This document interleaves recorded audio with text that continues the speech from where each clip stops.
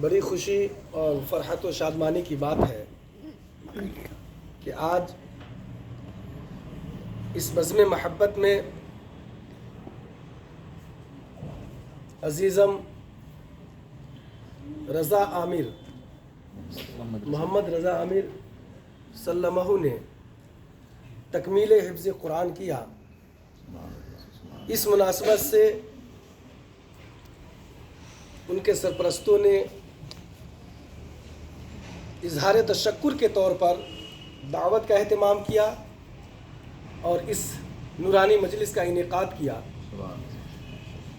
تہ دل سے ہم ان کے دادا، ان کے والد گرامی اور جو بھی ان کے رشتہ دار آئے ہوئے ہیں ان سب کو مبارکبادی پیش کرتے ہیں اور دعا کرتے ہیں کہ مولا عز و جل اس حافظ قرآن کی برکت سے ان سب کی عمر میں برکت عطا فرمائے۔ علم نور ہے، روشنی ہے۔ ہر مذہب اور ہر دھرم میں علم کو بڑی اہمیت دی گئی ہے۔ اندھیرے اور روشنی میں امتیاز پیدا کرنے کے لیے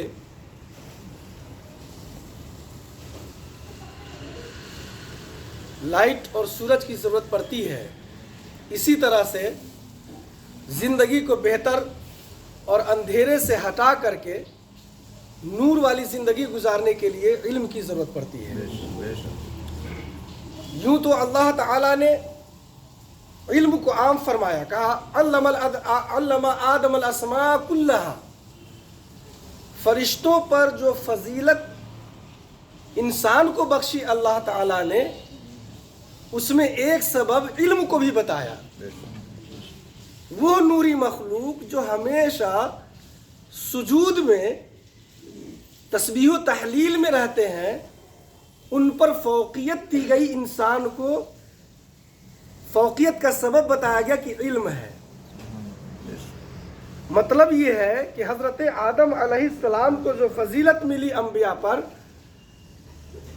نور خداوندی اور نور محمدی ان کی پیشانی میں تو تھا ہی، اس کے بعد علم کا نور بھی اس پہ مستزاد ہوا، اس وجہ سے بھی مسجود ملائکہ وہ ٹھہرے، اور وہ سجدے کی ایک وجہ اور اعتراض کا جواب اس وجہ سے دیا گیا، صرف اس لفظ سے دیا گیا کہ اے فرشتو، یہ عالم ہے، ان کی طرح تم نہیں جانتے ہو۔ وَعَلَّمَ آدَمَ الْأَسْمَاءَ كُلَّهَا ثُمَّ عَرَضَهُمْ عَلَى الْمَلَائِكَةِ۔ یہ پورے واقعات ہیں پہلے پارے میں اور مختلف جگہوں پہ اس ارشاد کو کیا گیا ہے۔ اس جگہ عزیز طلبہ بھی ہیں، آپ حضرات خود ماشاءاللہ پڑھے لکھے ہیں۔ شاعر کہتا ہے بقدر القد تکتسب المعالی من طلب العلا سحر اللیالی۔ آج یہ عزیز طالب علم محمد رضا عامر محنت کی انہوں نے، اور اساتذہ کرام، اور یہاں پر جامعہ نوریہ میں حضرت حافظ و قاری علامہ مولانا رفیق احمد اظہری صاحب قبلہ کی بارگاہ میں زانوِ ادب طے کیا اور یہ منزل تک پہنچے کہ آج اس بزم کے دولہا بنے ہیں اور سب کی دعائیں حاصل کر رہے ہیں۔ یہ مثال ہے ان بچوں کے لیے بھی، ان طلبہ کے لیے بھی، کہ آپ بھی محنت کرو اور اس منزل کو پہنچو تاکہ تمہارا بھی استقبال کیا جائے اور مبارکبادی پیش کی جائے۔ لَيْسَ الْجَمَالُ بِأَسْبَابٍ تُزَيِّنُنَا إِنَّ الْجَمَالَ جَمَالُ الْعِلْمِ وَالْأَدَبِ۔ حضرت علی کا قول ہے رضی اللہ تعالیٰ عنہ کہ خوبصورتی ہمارے کپڑوں سے نہیں ہے، چہروں سے نہیں ہے، لباس سے نہیں ہے، اصل خوبصورتی، حسن و جمال انسان کے اندر ادب اور علم کی خوبصورتی ہے۔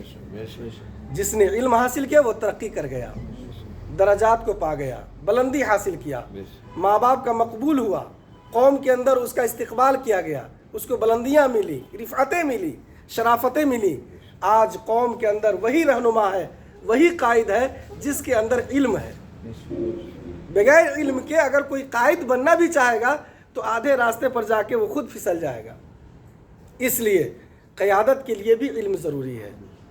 میں عرض یہی کہنا چاہتا ہوں کہ اس تکمیل حفظ قرآن کے موقع پر جو یہ بزم سجائی گئی ہے، قرآن کی تلاوتیں ہوں گی۔ ابھی اس ادارہ کے استاذ الاساتذہ حضرت علامہ مولانا شبیر احمد رضوی محتمم ادارہ حاضہ کا کچھ ناصحانہ کلام بھی ہوگا، وقت بھی مختصر ہے۔ آخری پیغام یہی دینا چاہتا ہوں کہ اللہ تبارک و تعالی نے اپنے ڈر اور خوف کو علم کا ایک اہم حصہ بتایا گیا کہ علم ہم سے وہی ڈریں گے، اصل میں ان کے اندر ہی میرا خوف اصل ہے جن کے اندر علم ہے۔ انما یخشی اللہ من عبادہ العلماء، اللہ سے ڈرتے وہی ہیں جو علم والے ہیں۔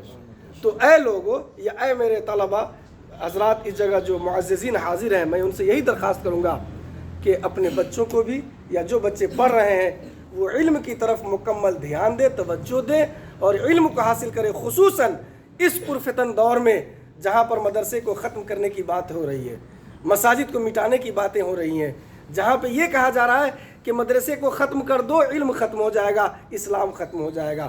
ایسے وقت میں مدرسے کی اہمیت کو سمجھے، علم کی اہمیت کو سمجھے، خصوصیت کے ساتھ قرآن کی تعلیم کو، احادیث کی تعلیم کو سینے میں بسائیں، اس کو فروغ دیں۔ اللہ تعالیٰ اس کے ذریعے ہمارے اسلام کے اندر پھر سے چار چاند لگائے گا اور اس میں ترقی ہوتی چلی جائے گی۔ اسلام کی فطرت میں قدرت نے لچک دی ہے، جتنا ہی دباؤ گے اتنا ہی ابھرے گا۔ وآخر دعوانا الحمدللہ رب العالمین۔